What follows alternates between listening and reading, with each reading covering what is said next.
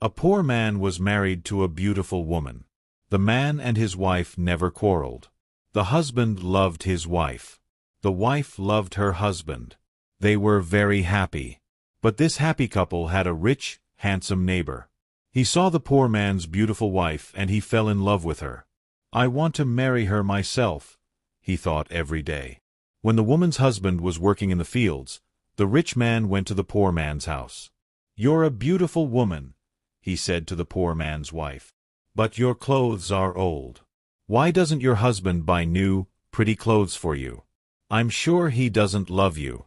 If he loved you, he would buy wonderful clothes for you, divorce him, and marry me. I will buy you beautiful new clothes, the best in the land. Then you will be the most beautiful woman in Ethiopia." At first, the woman didn't listen to the rich man, but he came to her house every day, and every day he said the same things. At last, she began to think, "Perhaps my neighbor is right. Why doesn't my husband buy beautiful new clothes for me? Perhaps he doesn't love me." That night, she said to her husband, "Look at me, husband. My clothes are old and ugly. I want new ones. Buy me some new clothes." Her husband smiled at her. "You don't need new clothes," he said. "You are the most beautiful woman in the world to me." She was angry. "Don't you love me?" she said. "If you love me, buy me a new dress." Her husband loved his wife, and he wanted to please her. "I have only a little money," he thought, "and I need a new plow, but I want my dear wife to be happy." So the next day, he went to the market and he bought a new dress for his wife. He took it home to her, and she put it on.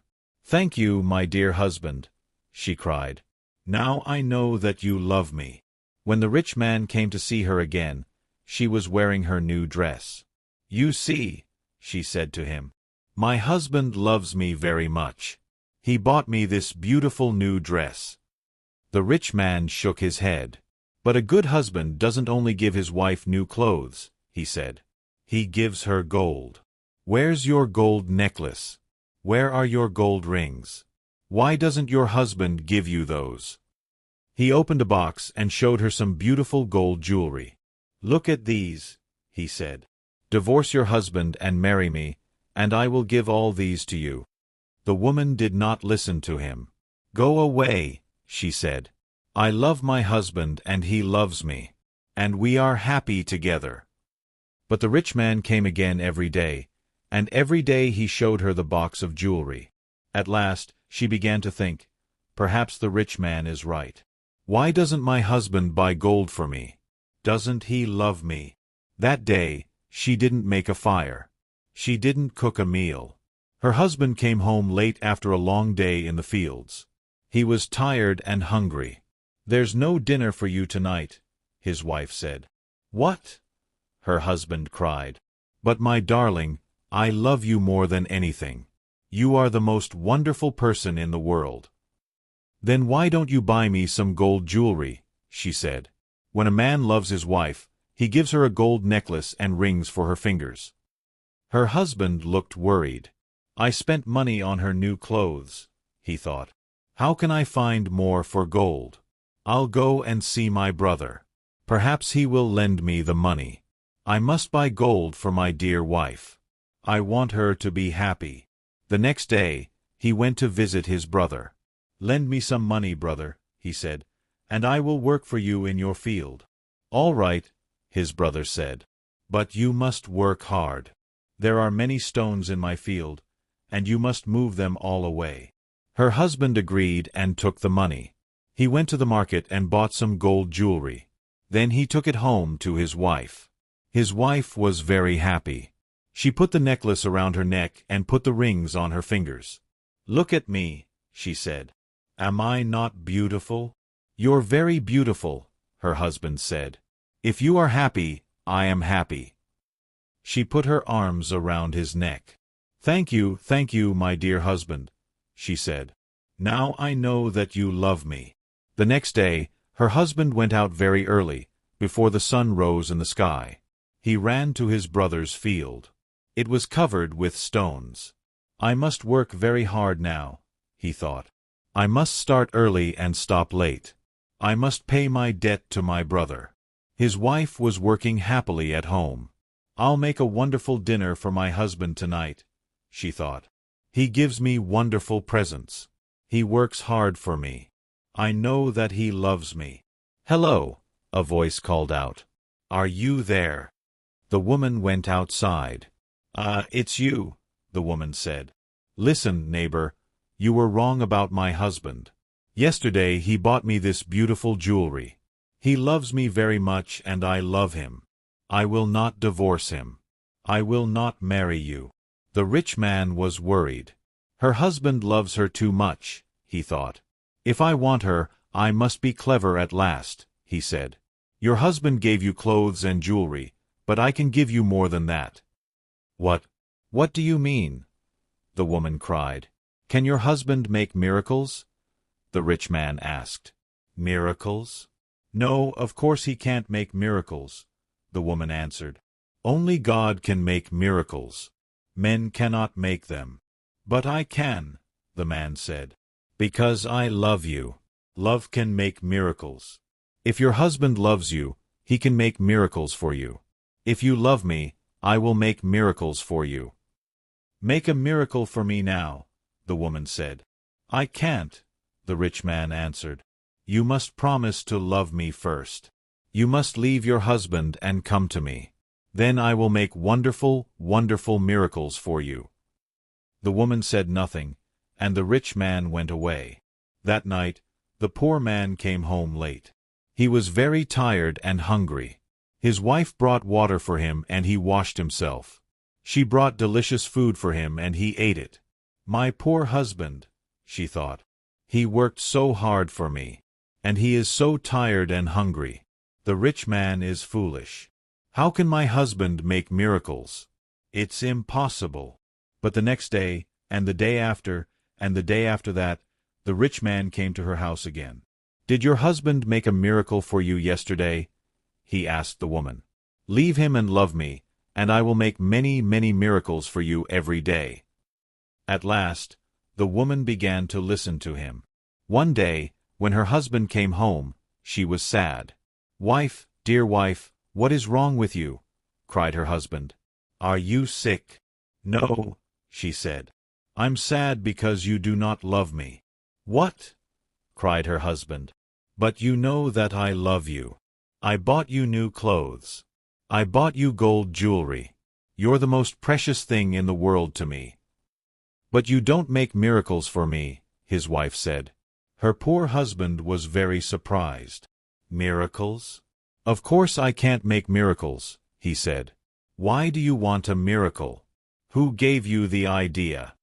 Our neighbor came to see me today, the woman said. Love makes miracles, he said. If a man loves a woman, he will make miracles for her. Her husband was very worried. That wicked man wants to take my wife, he thought.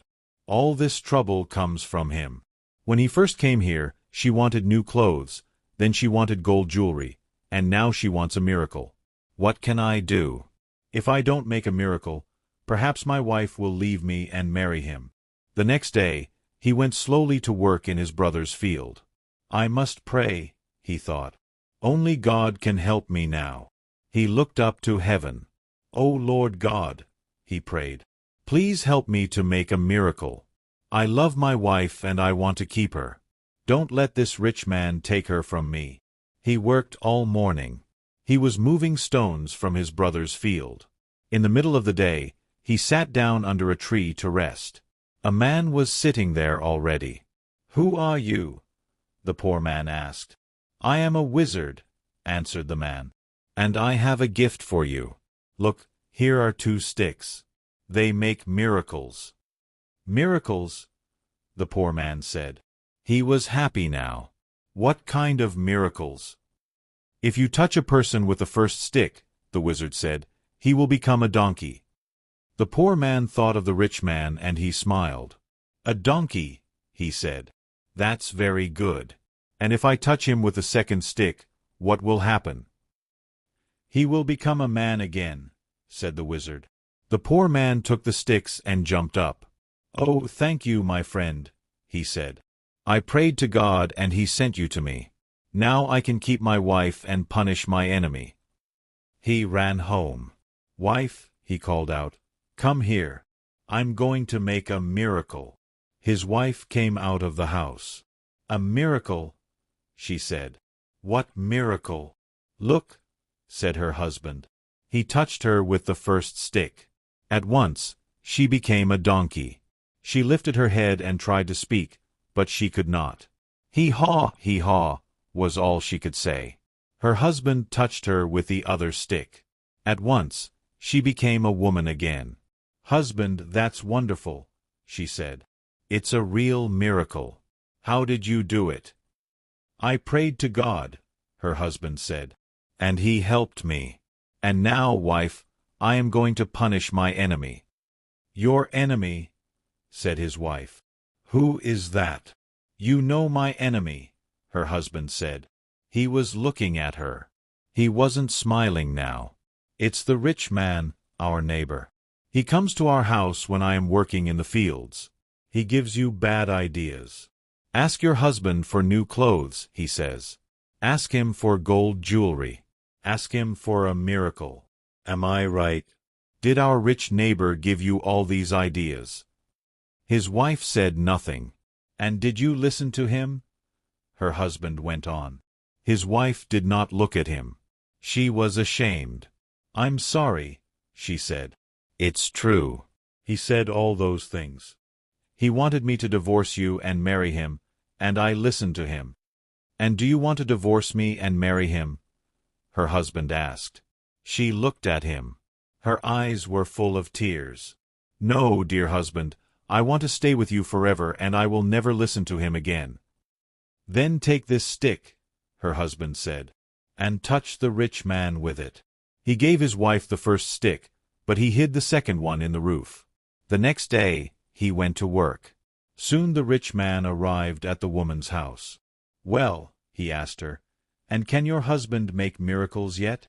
"Yes," she said, and she touched him with the first stick. At once, the rich man changed into a donkey. "Now," said the woman, "you can go to work and help my dear husband." She took the donkey out to the fields.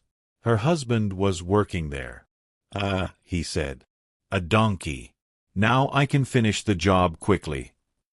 From that day, the poor man gave the donkey many heavy loads to carry. The donkey carried stones away from the fields.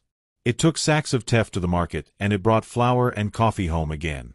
For many years, the donkey worked for the poor man.